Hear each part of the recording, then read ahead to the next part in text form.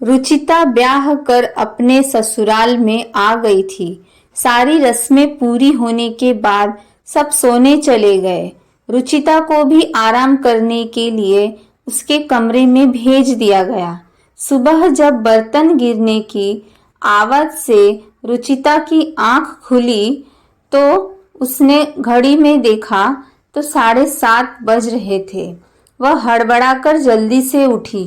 ओह, mummy जी ने कहा था कल सुबह जल्दी उठना है और रसोई की रस्म को पूरी करनी है।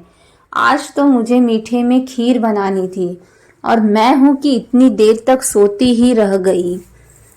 अब क्या होगा पता नहीं। मम्मी जी, पापा जी और घर के सभी लोग क्या सोचेंगे। कहीं मम्मी जी गुस्सा ना हो जाए। हे भगवान, देर कैसे हो गई मुझे। रुचिता मन ही मन बड़बड़ाने लगी। उसे बहुत बुरा लग रहा था और रोना भी आ रहा था।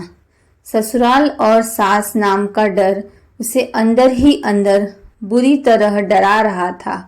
कहा था माँ ने मुझसे, ससुराल है, जरा संभल कर रहना, किसी को कुछ कहने का मौका न देना, नहीं तो सारी उम्र हम सभी को उनके ताने सुनने पड़ेंगे। सुबह सुबह उठ जाना, नहा धोकर साड़ी पहनकर तैयार हो जाना, अपने सास ससुर के पांव छूकर उनका आशीर्वाद लेना।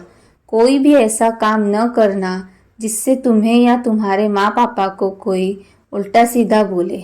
रुचिता के मन में एक के बाद एक माँ की कही हुई बातें गूंजने लगी। किसी तरह वह भाग दौड़कर तैयार हुई। जल्दबाजी में किसी भी तरह साड़ी बांधकर वह बाहर निकल ही रही थी कि आईने में अपना चेहरा देखकर वापस अपने कमरे में भागी। न बिंदी न सिंदूर, आदत नहीं थी तो सब लगाना भूल गई थी। ढूंढकर बिंदी का पता निकाला, फिर सिंदूरदानी ढूंढने लगी। जब नहीं मिली तो लिपस्टिक से ही अपनी मांग में हल्की सी लकीर खींचकर कमरे से बाहर आई। जिस हड़बड़ाहट में रुचिता कमरे से बाहर आई थी वह उसके चेहरे और उसकी चाल से साफ झलक रही थी। जैसे ही वह भागती हुई रसोई घर में पहुंची, वहां पहुंचकर वह ठिठक गई। उसे इस तरह से हड़बड़ाते हुए देखकर सासू माँ ने आश्चर्य से उसकी तरफ देखा, फिर ऊपर से नीचे तक उसे देखते हुए मुस्कुराकर बोली, आओ बेटा, नींद नहीं आई ठीक से। रुचिता सहम कर बोली, जी मम्मी जी, नींद तो आई मगर जरा देरी से आई, इसलिए सुबह आँख खोलने में देरी हो गई। सॉरी मम्मी जी। बोलते हुए उसकी आवाज से डर साफ झलक रहा था। सासू माँ बोली, कोई बात नहीं रुचिता बहू, नई जगह है ना, हो जाता है ऐसा। रुचिता हैरान होकर उनकी ओर देखने लगी, फिर बोली, मगर मम्मी जी वो रस्म में खीर बनानी थी ना। सासू माँ ने प्यार से उसकी तरफ देखा और पास रखे खीर के बर्तन को उठाकर रुचिता के सामने रख दिया और बोली, हाँ बहू, लो इसे केवल अपने हाथों से छू दो।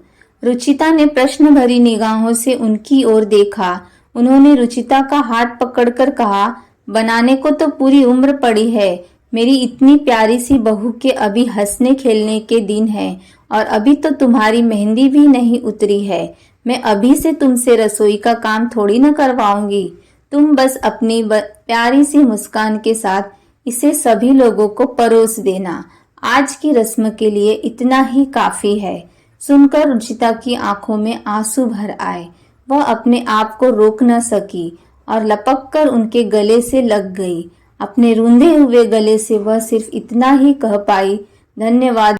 दोस्तों, आपको यह कहानी कैसी लगी हमें कमेंट करके जरूर बताएं और अगर कहानी पसंद आई तो वीडियो को लाइक, शेयर और चैनल को सब्सक्राइब भी कर दें।